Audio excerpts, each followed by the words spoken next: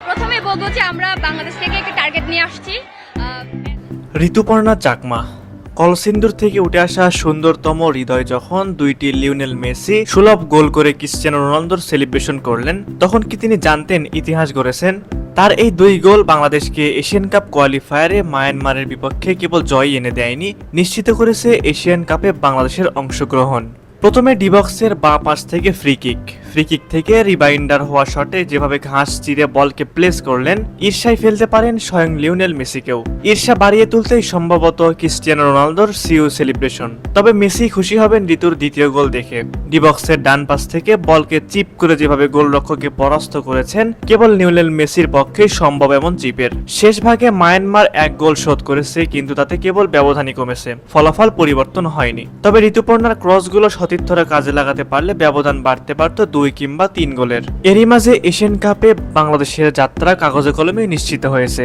বাংলাদেশের কাছে হেরে মায়ানমারের যাত্রা এখানে শেষ ম্যাচে তুর্কমেনিস্তানের সঙ্গে ড্র করলে সেটি নিশ্চিত হতো। তবে বাংলাদেশকে অত বেশি অপেক্ষা করতে হয়নি, তার আগেই নিশ্চিত হয়ে গেছে নারী এশিয়ান কাপে মূল পর্বের খেলা সি গ্রুপে 2 ম্যাচ শেষে 2 জয়ে 6 পয়েন্ট নিয়ে সবার উপরে বাংলাদেশ, সমান 1 জয় আর ড্রয়ে 3 পয়েন্ট নিয়ে দ্বিতীয় স্থানে মায়ানমার, 1 পয়েন্ট করে নিয়ে যথাক্রমে তৃতীয় চতুর্থ স্থান বাহরাইন আর তুর্কমেনিস্তানের। বাংলাদেশ নিজেদের শেষ ম্যাচ খেলবে তুর্কমেনিস্তানের সঙ্গে আর মিয়ানমার খেলবে বাহরাইনের সঙ্গে। প্রশ্ন উঠতে পারে, এক ম্যাচ বাকি থাকতেও বাংলাদেশ কোয়ালিফাই করলো কিভাবে?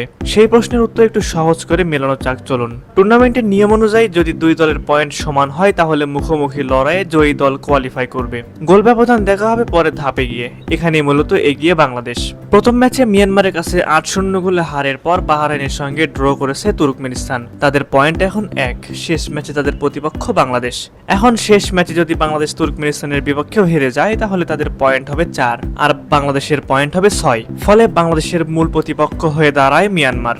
শেষ ম্যাচে তারা বাহরাইনকে হারাতে পারলে মিয়ানমারের পয়েন্ট হবে বাংলাদেশের সমান 6, বরং গোল ব্যবধানটা কিছুটা এগিয়েও থাকতে পারে তারা। কিন্তু সমান 6 পয়েন্ট হলেও মুখোমুখি লড়াইয়ে বাংলাদেশের কাছে হেরে যাওয়ায় মিয়ানমার কোয়ালিফাই করতে পারছে না টুর্নামেন্টের নিয়ম অনুযায়ী। এটা মূলত বাংলাদেশের অপেক্ষা কমিয়ে এনেছে এবং শেষ ম্যাচের আগে ইতিহাস রচনা হয়েছে। দ্বিতীয় ম্যাচ জয়ের অন্যতম কারিগর ঋতুপর্ণা চাকমা, যাকে বলা হচ্ছে বাংলাদেশের মেয়েদের মেসি, আবার অনেকে বলছেন তিনি বাংলাদেশের মেয়েদের রোনালদো। কেননা গোল করার পর তিনি করেছেন ক্রিশ্চিয়ানো রোনালদোর বিখ্যাত সিইউ সেলিব্রেশন। সে যাই হোক, ঋতুপর্ণা চাকমা মেসি হোক বা রোনালদো হোক, সে তো বাংলাদেশেরই সম্পদ, সুতরাং তাকে নিয়ে বাংলাদেশ গর্ব করতেই পারে। আগামী দিনের জন্য তাদেরকে জানায় প্রাণঢালা অভিনন্দন ও শুভকামনা।